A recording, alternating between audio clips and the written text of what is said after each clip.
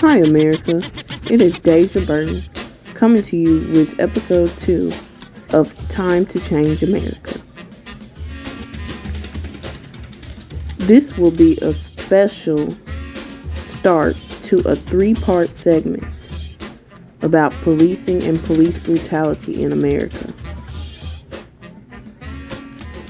The first episode, episode 2, will feature me talking about the creation of the police. The second episode will dive deep into recent police brutality acts and why police brutality is happening and how the recent police are in relation to the foundation. The third episode will talk about how we can change our relationship as minorities towards the police. So stay tuned. You don't want to miss this. The police. How did they start, you might ask? Some would say 1829 with the Metropolitan Act. But no, this is not how the police started. The police can be traced back as far as the 1700s. 1709 in the Carolinas, they would say, would be the first police, as these were what some would like to call slave catchers or paddy rollers. But these were not really police, were they? Even though it seems that they had some recent connections with the police we see today.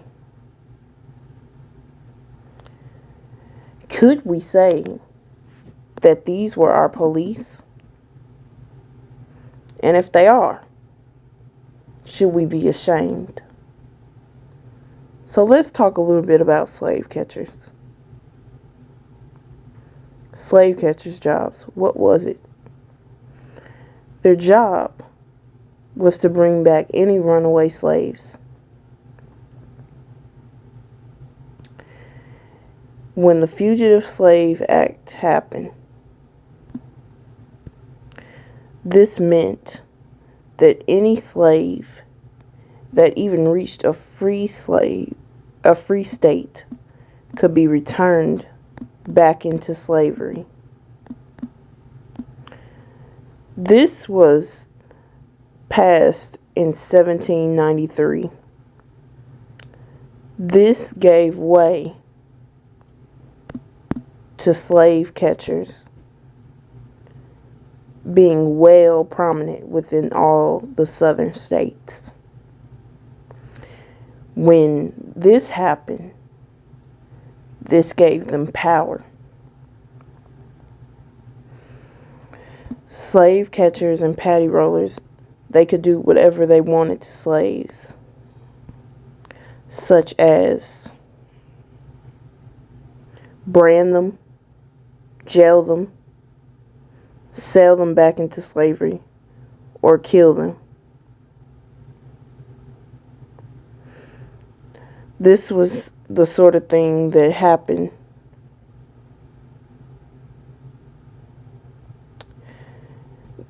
Slave catchers' job not only consisted of them catching runaway slaves, it also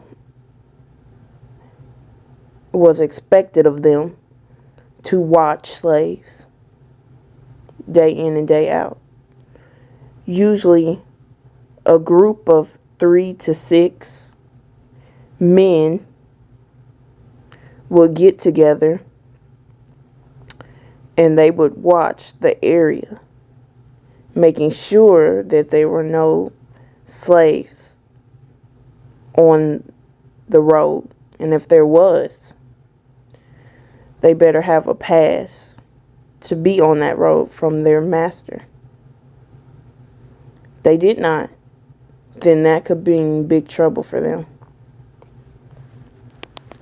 These were the type of things that slaves had to worry about day in and day out back then.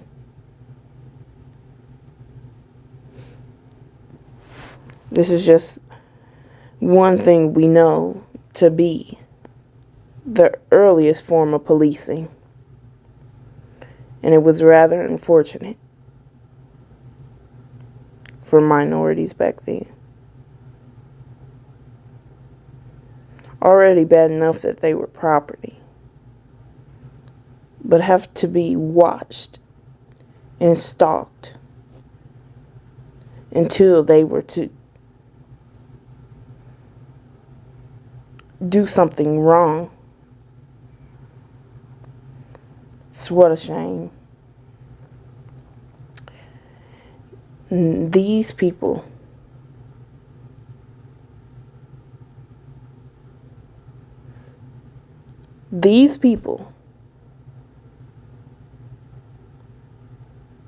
did not care about protecting the safety of others. Their job was to capture men that they considered as property and return them into the hardships of slavery.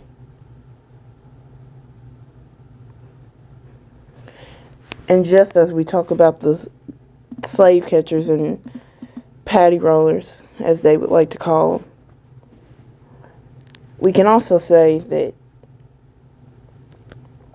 overseers had a similar job, as their responsibility was to make sure that slaves were not lacking off when they were supposed to be working in the fields. I would say this is another form of slavery. Early policing.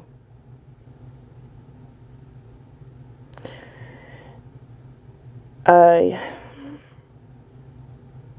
often feel that the police today, they picked up many of their ways from seeing these early forms that slavery influenced policing. But moving on, it didn't stop here. Even though they claim that the police were formed in 1829. Is that true? Because hate groups started, such as the Klan, in connection with the slave catchers, patty rollers, and overseers. And these groups, they will also form lynch groups later on when slavery was to come to an end. These lynch groups, overseers, and slave catchers, or patty rollers as some say, turned into groups such as the Ku Klux Klan. The Klan was founded in the late 1800s.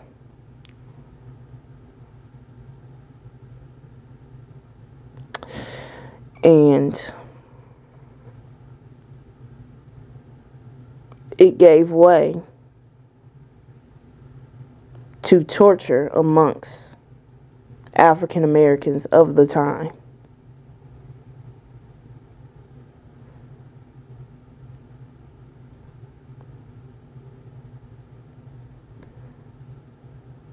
They would ride through town and just to scare minorities of the time. Burn crosses, lynch, kill, torture.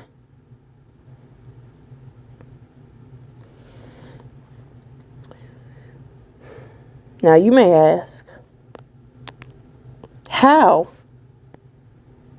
How did we go from this to the incidents we see today? How is that hate still alive? Were the police formed against minorities?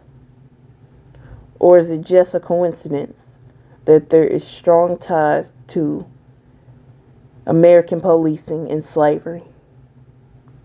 I ask you to think about this.